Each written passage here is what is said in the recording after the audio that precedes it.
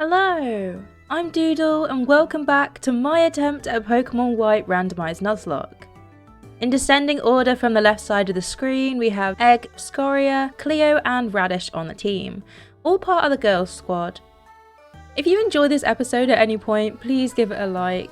I should have said in the last episode, but these are all pre-recorded. However, I will be reading and replying to every comment, so whatever advice you give will be used in the randomized Nuzlocke for Pokémon White 2.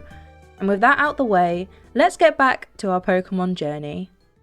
When we left off last time, some weird scientist lady had just tasked us with collecting Dream Mist.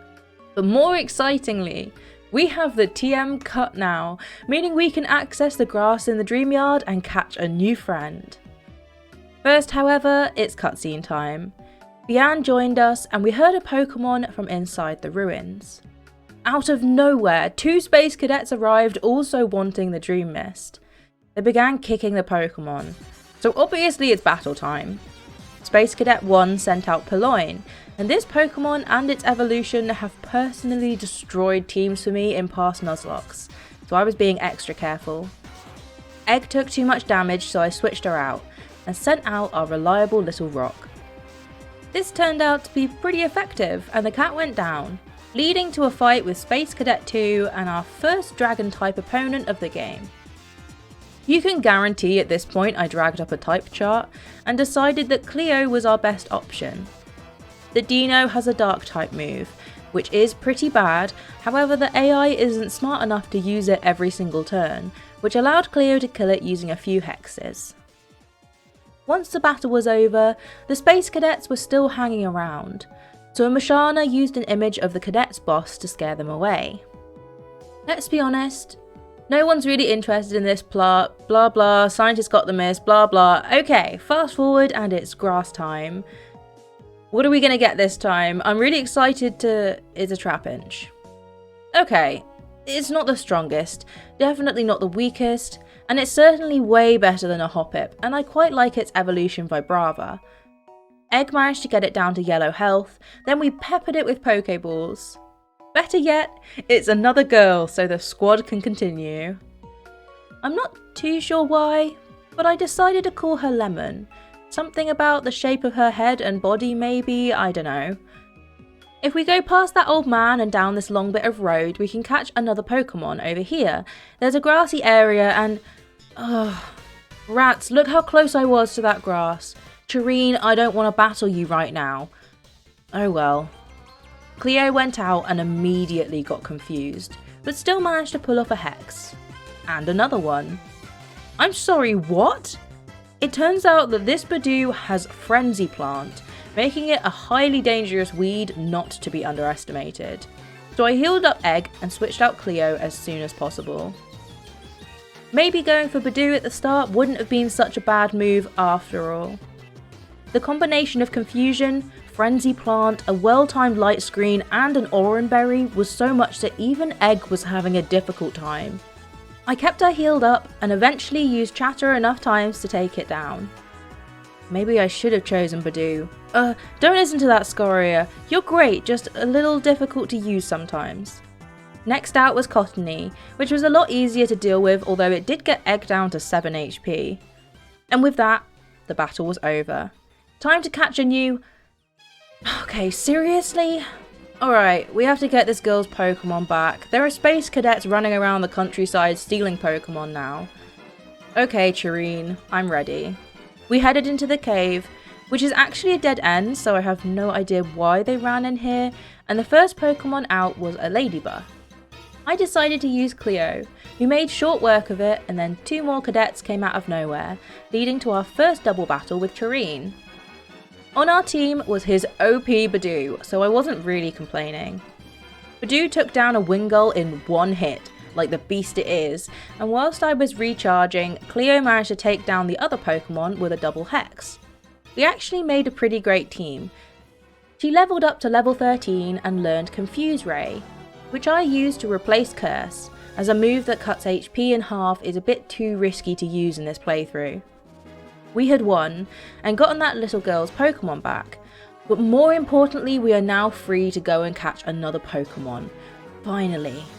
I spotted some dark grass, which actually has higher level Pokemon hiding in it, and go away Chireen, seriously. And we went in to find a Pineco. Not exactly what I was looking for. It's a bug type and I've never been super keen on them, but it's still worth catching. I began the process of whittling it down, first with Egg and then with Scoria, and after a few attempts we managed to catch it. Another girl, seriously, we have a full team of girls now. What is the probability of that? I named our new Pineco Heidi, as it has a shell and is hiding. I never said I was very good at naming things, and then realised there is actually one more place we can go to catch a Pokemon before the next city. I ran back to the cave where we just fought those space cadets, to be greeted with Golett. I love the design of this Pokemon, and its final evolution is pretty awesome, so I was over the moon to find this. I know it is part ghost type, so I switched out Cleo and sent in Scoria, only for them to become ghost type too. Typical. Third time's the charm. Out goes our new friend Heidi. We managed to get Golett to really low health, and just like that we have another ghost type on the team. I had already fallen in love with them, even though they did break the girl squad by being genderless, and I named them Giga Chad. My first move was to switch out Radish from the team so that Giga Chad could join, and at this point my confidence was at its highest. Full team, one in the PC, no deaths, gym under our belt, able to beat Chireen and the Space Cadets even when caught unprepared. Life was good, and now it's time to go and level up our new team. I spent quite a while in the dream yard, and then went to go train on the kids outside the nursery. First up though was one of the teachers. She sent out a Meditite, which Giga Chad took out with one Shadow Sneak. Next up was Riolu, and I kept them in, using the same move and dealing some serious damage.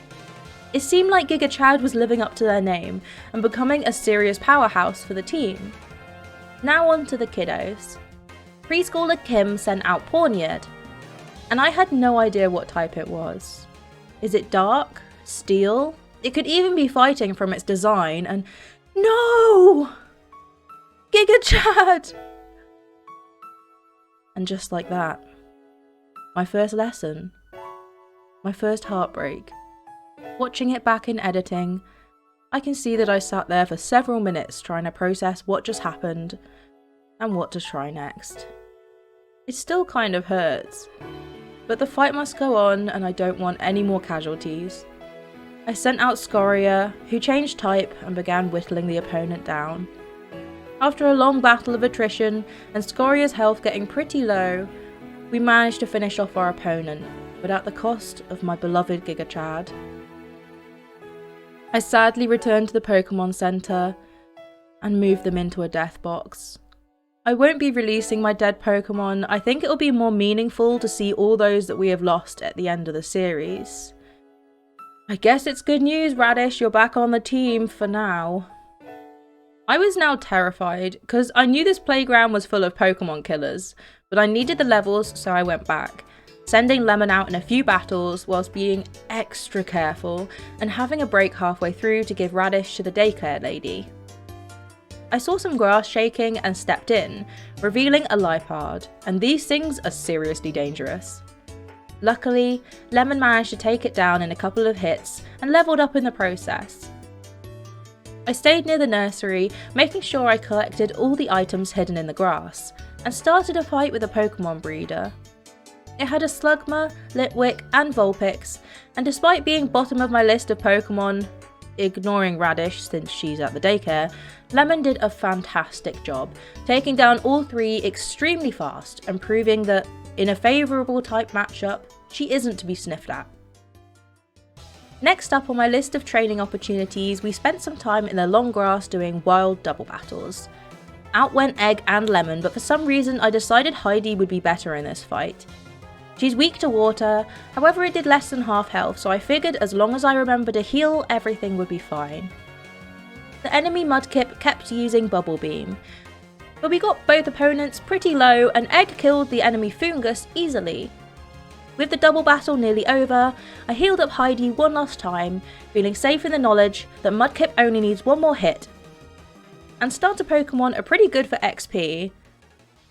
But then tragedy struck. Mudkip had been hiding a crab hammer, and whilst he could have gone for Heidi, he used it on Egg instead, killing her instantly. This really hurt, and to be honest, her loss would be felt throughout at least the next half of the series. Having her as a flying type, as our second most reliable Pokemon, the third Pokemon that we got in this series, it was a knock for the team. I needed some progress to cheer me up, so I ran straight into the next city, dodging the few trainers I hadn't fought yet, and running into Chireen. As I mentioned at the beginning of episode 1, I will be catching 2 Pokemon in Pinwheel Forest, one in the exterior area and one in the interior, to make up for there being no catchable Pokemon on Sky Arrow Bridge. Losing 2 Pokemon back to back this close together had left me feeling pretty empty inside, so let's hope that the new Pokemon we get will be able to fill the hole in my heart that Egg left behind. Let's see who our new friend is. And it's a Carablast. Not only is this a bug Pokemon, which I don't really like, and I already have a bug Pokemon on the team, but to top it off, I can only evolve this Pokemon through trading, which isn't going to happen. I caught it anyway, as you never know what this new gym is going to need, and I named him Blueberry, our first male Pokemon of the run. Once we had our catch, we fought the nurse standing nearby, as once we win, she'll be a very useful healer for when we're training. She sent out a Beldum, and I decided to train up Cleo, who had now taken the second place spot in our team. She's very strong and took care of it easily. However, Ghost type has some massive weaknesses, as we saw with Big Chad, so I want to make sure I'm not over-reliant on her. To combat this, I went back to the route before the city and cleared up all the trainers I had left behind, getting some levels into our weaker teammates. I also spent some time in the grass doing both double and single battles, and since we were in the area, I picked up Radish again, who had gotten to level 14. Cleo was really proving herself, so I rewarded her with the move Feint Attack, which would give her a non-ghost type move, making her able to fight normal types. Next up, training in the higher level areas of Pinwheel Forest. I won't go through every fight, but I figured it would be good to include some more notable ones. Radish actually did fantastically against a preschooler's Pokemon, taking down his Pansage using a combination of cheesy sleep tactics and attrition, and then managed the same against a wild Marill, proving she can be useful so long as slightly disgusting and cheesy tactics are used. This got her to level 16 and earned her a spot above Blueberry in the reliability table. Next up, Lemon proved yet again that when it comes to a good type matchup, she can't be beaten. She took down a trainer's Shinx and a level 14 Pikachu without breaking a sweat, moving her up to 3rd place above Heidi. With a bug Pokemon already on the team, I put Blueberry in the daycare and then went to the gym for the first time, but got stopped by a certain green-haired individual that gets confused about personal boundaries. He wasn't going to leave without a fight, so I guess off we go. He sent out Bronzor and I switched to Lemon, deciding to bulldoze our way to victory. It was super effective, leveling up to 17 and learning Mud Bomb in the process. Next up, N was sending out Aaron, and after double checking some type charts, I kept Lemon in, opting for the same plan as before, keep using Bulldoze until we win. So far this tactic was seriously working. One more to go. Lemon has no need to hold back now. And just like that, our little ant Pokemon just one-hit every single Pokemon on the opponent's team. Fire type, electric type, steel type. Better watch your back because my tiny little citrus fruit of a Pokemon shouldn't be underestimated. After healing up, we headed inside the museum, getting a little tour from the scientist that works there, and finding out at the end that he's the husband of the gym leader. Let's see what this gym will be. The first fight started and... it's bug? It's a bug gym? Oh man. Egg, I miss you. You would have kicked butt and been so cool. I also realised that we're underleveled, as this one opponent is level 17, meaning the gym leader has a Pokemon that's level 20, maybe even 21. Scoria managed to throw a rock at the Ladybug, killing it instantly. However, with our test fight out of the way, it was time for a little more training. I fought some martial artists outside of Pinwheel Forest, and then found a patch of dark grass that had level 17s hiding in it. This seemed like the perfect place to train. The variation of single and double battles would keep me from getting too bored. The nurse isn't too far away, and the levels are high enough that progress won't be painfully slow.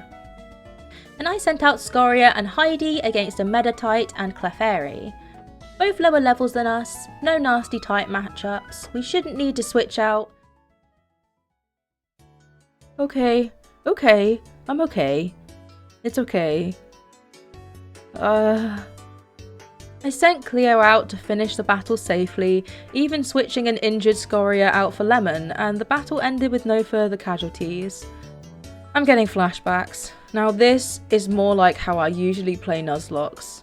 Episode 1 was a total fluke, and this episode is going to be super long, so I guess let's speed to the end. First step is picking up Blueberry from the daycare. I can't imagine them carrying the team, but to be honest, extra options are needed right now, and then we went straight to the gym. Our levels from top to bottom on the left hand side of the screen are 17 for Scoria and Cleo, 18 for Lemon, and 16 for Radish and Blueberry. These levels are definitely too low, but I've lost 3 Pokemon this episode, and my patience isn't great at the best of times. Battle 1, we were against a Tranquil.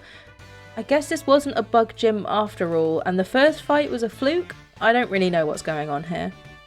Scoria threw some rocks at it and tanked a hit, so I healed her up, and in the next turn she finished the fight up.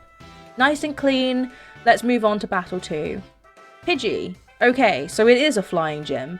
I really don't know what happened with that first fight, but Scoria's back out and this trainer has 2 Pokemon. Scoria threw down some sharp stones to start out, and then a bigger rock to finish it off. Opponent 2 was a Wingull, and I'm no fool, so I've switched to Cleo, who managed pretty well. So far, our top 2 Pokemon are doing their job of carrying the team pretty well, and if one of them is struggling with a tight matchup, the other one can step in. Despite that, the level difference would be huge for the final one, so I'm very sorry, but I do have to go for one more training session in the dark grass. Now that I know what type I'm facing, I focus on Scoria and Cleo, and they have some epic battles, including one against a Reuniclus and a Meditite. And even Blueberry gets a little bit of levelling, helping Scoria to reach level 20. I adore this gym leader. I think she's so cool. So let's skip the rest of our training fights and start our battle against gym leader Lenora. Oh, I guess her name is Kate in this one. First out is a level 20 Tranquil, who would have been scary before, but now is just a great excuse to goad Kate into using all of her health potions early. Once Scoria finished it off, Kate sent out Yanma. What? Is Yanma even a flying type? So it's kind of like a bug and flying gym. I don't know whether this was intentional for the randomizer, but oh well. I healed up Scoria, then used Cleo to start using Confuse Ray. Cleo was already hurting, so I healed her too, but Confuse wasn't doing as much as I had hoped, and Cleo even got down to 5 HP. Switching right now didn't look great, and I wasn't even sure what moves this thing had, but I figured ground type was probably safe, so I sent out Lemon. Nope, okay, Scoria, I'm sorry my friend, please carry the team, we need you. The plan was our usual tactics, smash it with a rock, and it worked. But boy, was that close, a crit would have killed us for sure. What have we learned? Flying types are dangerous, and I really miss Egg.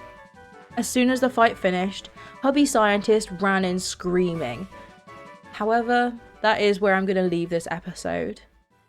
I feel like this was a pretty long one, but I want you guys to go through as much of the journey with me and our Pokemon as possible. One of the best parts of doing a Nuzlocke is how attached you get to the friends that you catch, and this time we lost 3 of them. Our beautiful Egg, and the short-lived Heidi and Giga Chad. But I hope you enjoyed this episode. In the comments below, let me know who your favourite Pokemon on the team is so far, and please like this series. I adore Pokemon and I want to make more series like this. If you'd like to watch more content from the channel, there should be some videos floating above my head that would interest you. And if you aren't already, please consider subscribing. I would love to have you here. And with that, I will see you next time. Bye!